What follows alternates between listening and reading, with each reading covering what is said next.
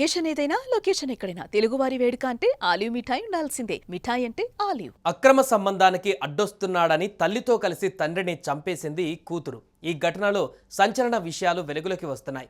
లింగాన్ని హత్య చేసిన తర్వాత తల్లి అక్క చేసిన యాక్టింగ్ గురించి లింగం చిన్న కూతురు అసలు విషయాలు బయటపెట్టింది. వడ్లూరి లింగం శారద దంపతులకు ఇద్దరు కూతుళ్లు ఉన్నారు. లింగం పాతబస్తీలోని ఓ అపార్ట్మెంట్లో సెక్యూరిటీ గార్డుగా పనిచేస్తుండగా శారద జీహెచ్ఎంసీలో స్వీపర్గా పనిచేస్తుంది. పెద్ద కూతురు మనీషాకు వివాహం చేశారు. అయితే ఆమె తన భర్త స్నేహితుడు మొహమ్మద్ జావీద్తో ఏర్పడిన పరిచయం వివాహేతర సంబంధానికి దారితీసింది. తండ్రి లింగం ఈ విషయంపై కూతురుని నిలదీయడంతో అతని అడ్డు తొలగించుకుంటే జీవితం సాఫీగా సాగుతుందని భావించిన తల్లి కూతుళ్లు జావీద్తో కలిసి లింగంను హత్య చేశారు. అయితే పోలీసులు ఎంక్వైరీ చేస్తున్న సమయంలో తన తల్లి పెద్ద యాక్టింగే చేసిందని మీడియాకు చెప్పింది. ఆ తర్వాత 4-5 రోజులకే మా డాడీ చచ్చిపోతే నేను ఎవరో చంపిరని నేను అనుకున్నా, కానీ పోలీసు వాళ్ళు ఎంక్వైరీ చేసేటప్పుడు అందరిని ఎంక్వైరీ చేస్తున్నట్టే వీళ్ళని కూడా ఎంక్వైరీ చేస్తారని నేను అనుకున్నా. కానీ అన్న వీళ్ళే నా పక్కన ఉన్న అప్పటి వరకు సావయ్యే వరకు కూడా మా మమ్మీ పెద్ద యాక్టింగ్ లెవెలే చేసిందన్న. కళ్ళు తిరిగినట్టు యాక్టింగ్ చేయడము, మనుషులందరినీ చూసి ఏడవడము. వీళ్ళందరూ ఏడుస్తుంటే మా అక్క ఏడుస్తలేదు.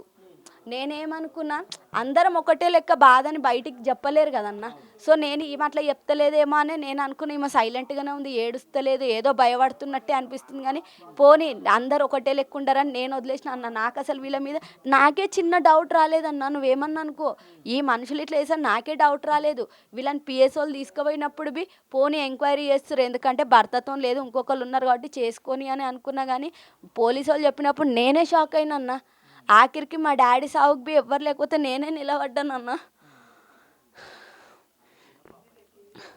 నాకేం అర్థమైతలేదన్న. ఇసోంటోళ్ళు కనుక బయటకు వస్తే వీళ్ళకి ఇట్లా చంపినట్టు మొగోన్ని తండ్రినే చూడకుండా వీళ్ళు చంపేసిరన్న. రేపు బిడ్డ అని చెప్పి చూడరు, మన్మడని చూడరు, మన్మరాలని చూడరు, వేలోళ్ళని ఈజీగా ఇంకొకరిని చంపుతారన్న.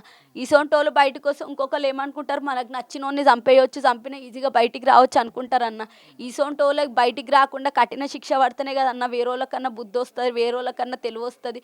వీళ్ళంత ఈజీగా బయటకు వస్తే మా డాడీ ఎంత నరకయాతన అనుభవించి చచ్చిపోయిండో అన్న నాకు తెలియదు. మా డాడీ మస్తు భయస్తుడన్న.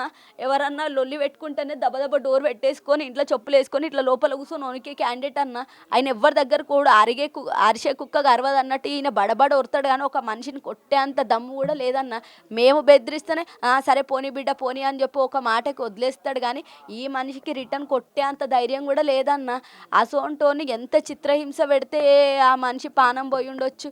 పోలీసు వాళ్ళు మీ డాడీని ఎంత ఘోరంగా చంపారు నీకు తెలిస్తే అసలు నువ్వు ఇంకా ఎక్కువ ఏడుస్తావు అన్నప్పుడు కూడా నాకు అసలు నా పానం ఒప్పలేదన్న. వీళ్ళు మెత్తలు పెట్టి చంపిరంట, అది పెట్టి చంపిరంట, ఈడ చస్తలేడని ఆడికి పోయారంట, ఆడ చస్తలేడని ఈడికి పోయారంట, చచ్చిపోయిండో లేదంటే డౌట్ వచ్చి మా మమ్మీ చాకు తీసుకొని మెడ మీద కోసిందంట.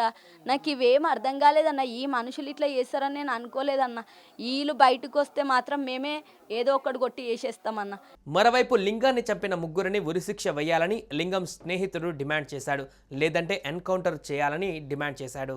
ఏం డిమాండ్ చేస్తారు? మీ ఫ్రెండ్ అట్లా చంపినందుకు వాళ్ళ భార్యని బిడ్డని ఆ ముస్లిం అతను ఎవరైతే జావేద్ ఉండో బాయ్ ఫ్రెండ్ ముగ్గురికి ఉరిశిక్ష వేయాలి సార్. ముగ్గురికి ఉరిశిక్ష వేసేస్తేనే ఇంకోళ్ళకి తెలుస్తుంది. భయం అనేది ఉండాలి. మరి ఘోరంగా అయిపోతుంది రోజు రోజుకు.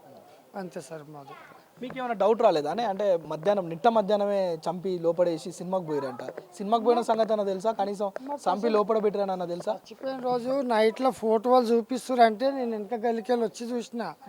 అప్పుడు చెప్పి ఆదివారం నైట్, ఆదివారం మధ్యాహ్నమే చంపేసారంటే మాకు తెలియదు.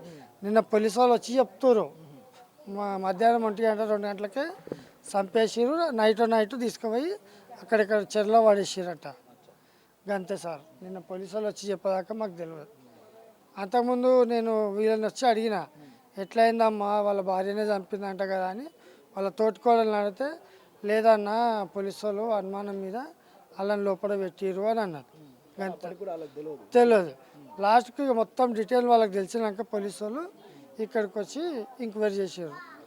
మా ఫోన్ నంబర్లు, మా పేర్లు, మా ఇంటి నంబర్లు అన్నీ రాసుకోరు. పోలీసు వాళ్ళు కానీ కోర్టు అయినా సరే పోలీసు వాళ్ళు అయినా సరే ఇటువంటి వాళ్ళకు ఏ శిక్ష వేసినా తక్కువనే. ఊరి శిక్ష వేస్తేనే బెస్ట్, లేదా ఎన్కౌంటర్. ఇంతకుముందు ఒక అయింది చూడు, ఒక అమ్మాయిని ప్రియాంక రెడ్డి, ఆ పిల్లకి ఎట్లా చేసారు ఎన్కౌంటరు. అట్లా చేయాలని మేము కోరుకుంటున్నాం. ఈ లింగం పాపం ఆ పిల్లగానికి అట్లా అయినందుకు ఈ తల్లికి పిల్లకు ఆ తుర్కోడు ఎవడో జాగ్రత్త అంటూ ఉన్నాడో వాళ్ళ ముగ్గురిని ఎన్కౌంటర్ చేయాలని కోరుకుంటున్నాం మేమైతే. సుమన్ టీవీలో మీ పర్సనల్ అండ్ బిజినెస్ ప్రమోషన్స్ కోసం కింది నెంబర్కి కాంటాక్ట్ చేయండి.